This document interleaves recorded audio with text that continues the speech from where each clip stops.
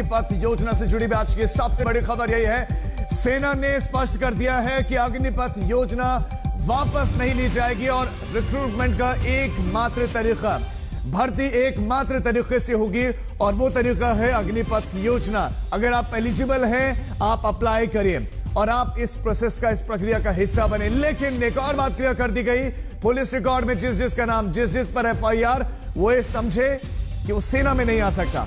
ये बहुत बड़ी खबर है। सैनिकों और अग्निवीरों में कोई डिफरेंस ही नहीं, कोई अंतर ही नहीं होगा, ये स्पष्ट कर दिया गया है सेना की तरफ से और no roll back.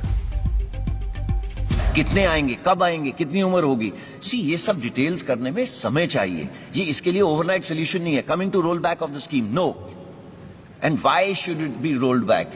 It is the only progressive step to make the country young. Why is it being made young? You know, we are tinkering with देश की रक्षा. There is no space. एक ही सिर्फ है देश की रक्षा करने के लिए, और देश की रक्षा करने के लिए मैं आपको एग्जांपल देता हूं। पता कितनी कैजुअलिटीज आती हैं just for health purposes from high altitude areas? आप पढ़िएगा, ओके, तो तब आपको पता चलेगा यंग क्यों जरूरी है, ओके, एंड क्या जरूरत है उसकी। तो ये रोल बैक करने की तो मेरे तरफ से तो आपको कोशिश करनी चाहिए कि बिल्कुल रोल बैक नहीं हो। Thank you. ये रिफॉर्म क्यों आया? ये रिफॉर्म लॉन्ग पेंडिंग था। सबसे ऊपर वाली आप स्टेटमेंट देखिए, ये स्टेटमेंट आज की नहीं है, ये 1989 की स्टेटमेंट है। 1989 में ये काम शुरू हुआ था। हमारी तमन्ना थी कि ये काम शुरू हो, बट उसकी और भी कई सारी पहलू थे। वो चाहता था कि ऑफिसर की एज कम हो, कमांडिंग ऑफिसर की एज कम हो, टीथ टू टेल रेशियो कम हो, तो एक एक करके ये काम शुरू करा गया। कमांडिंग ऑफिसर की एज कम करी गई, जो हमारी टीथ टू टेल रेशियो है वो कम करी गई। उसके बाद कारगिल रिव्यू कमेटी के अंदर अरुण सिंह कमेटी ने बोला एक सीडीएस का गठन होना चाहिए, वो काम हुआ। अब उसी चीज को आगे ले जाते हुए हमने जो नेक्स्ट रिफॉर्म था वो था कि किसी तरीके से जो एज हमारी 32 साल है, ये देखिए ये बता रहा है 30 साल 1989, आज ये 32 साल पहुंच गई है। 32 साल को किस तरीके से 26 साल ला सके, ऐसा क्यों? हमारे को यूथफुल प्रोफाइल चाहिए। ये क्यों चाहिए? बिकॉज आप सबको मालूम है 2030 के अंदर हमारे देश के अंदर 50% पीपल 25 साल की उम्र से कम होंगे। कि इंडियन एयरफोर्स भारतीय वायुसेना में अग्निवीर बैच 1 of 22 के रजिस्ट्रेशन की प्रक्रिया 24 जून से शुरू हो जाएगी। ये एक ऑनलाइन सिस्टम है जो हमारा well established star examination system है, उसी के तहत ये नोटिफिकेशन और रजिस्ट्रेशन चालू होगी।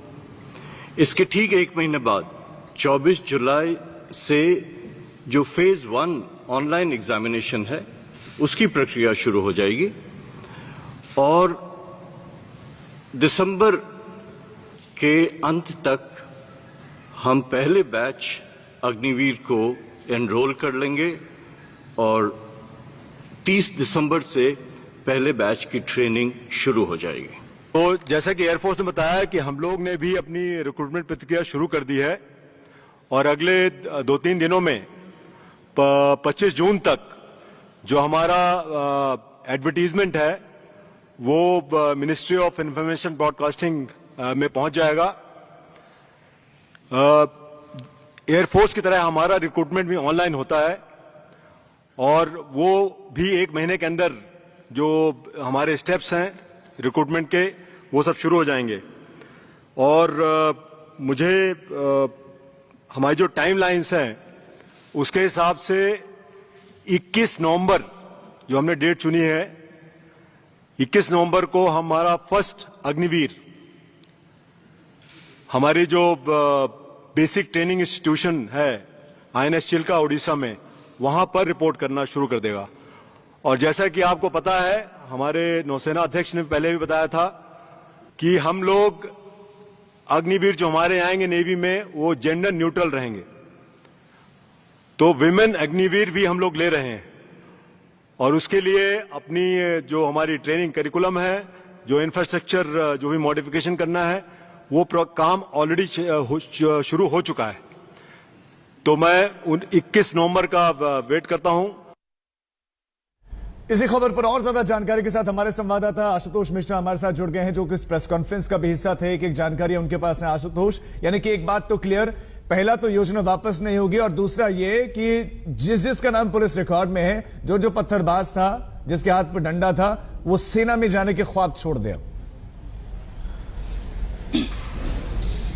ये सीधी सीधी चेतावनी थी राजीव। जो लोग सड़कों पर उतर के प्रदर्शन कर रहे हैं उसकी हर कोई निंदा भी कर रहा था, उनके लिए एक चेतावनी इसी रक्षा मंत्रालय से जा चुकी है कि अगर पुलिस एफआईआर में आपका नाम आया, और याद रखिए कि जब आप याचिका करते हैं, आप एप्लीकेशन देते हैं सरकारी नौकरी के लिए, किसी भी सेवा के लिए, तो पुलिस वेरिफिकेशन होता है और उस वेरिफिकेशन में अगर आपका नाम आता है और नकारात्मक रूप से आता है तो आप देश की सेवा करने का ख्वाब तो छोड़ दीजिए। दूसरी सबसे बड़ी बात कि अग्निवीरों की आगे की जितनी भी अब भर्ती होगी, सैनिकों की भर्ती, खासकर चाहे नेवी हो, एयरफोर्स हो या सेना हो, अब वो किसी और स्कीम के तहत नहीं, सिर्फ और सिर्फ अग्निवीर योजना के साथ ही आएंगे।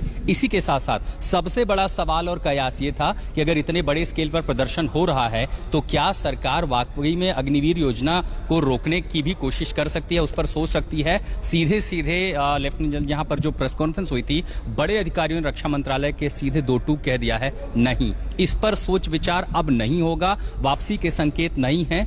कारण कि श्रीलंका युद्ध से लेकर के करगिल वॉर तक भारतीय सेना की हमेशा यह स्थिति थी, तीनों सेनाओं में यह हमेशा सोच थी कि जो उम्र सीमा है उसे घटाया जाए। जितनी ज्यादा कम उम्र होगी उतनी ज्यादा जोश, उतनी ज्यादा ताकत सेना को मिलती है, युवा खून उसे मिलता है और उन चुनौतियों से वो जूझता है। ये और बात है, कई सारे सवाल युवा लेकर के सड़कों पर हैं और उन्हीं को समझाने की यहां कोशिश की गई कि राज्यों में आपको भर्ती दी जाएगी, पैरामिलिट्री फोर्सेस में आपको जगह दी जाएगी, निजी सेक्टर में आप काम कर सके उसके लिए आपको स्किल ट्रेनिंग दी जाएगी और उसकी मोडालिटीज पर काम कर रहा 12वीं का आपको सर्टिफिकेट दी जाएगी, स्किल डेवलपमेंट आपके लिए काम करेगा। लेकिन कई सारे सवालों के साथ जो कुछ बातें कही गई हैं कि 2 साल पहले मसलन कई लोगों ने एयरफोर्स की परीक्षाएं दी हैं और वो तमाम छात्र देश भर के जो इस समय आज तक देख रहे हैं, ये शंका थी उनके मन में, ये सवाल था। बेहद अहम जानकारी हमारे उन तमाम दर्शकों के लिए जो खासकर वो युवा छात्र जिन्होंने एयरफोर्स की परीक्षा की तैयारियां की थी, कईयों ने मेडिकल दे दिए थे, उनके लिए कहा गया कि देखिए 2 साल में पैरामीटर बदल जाते हैं,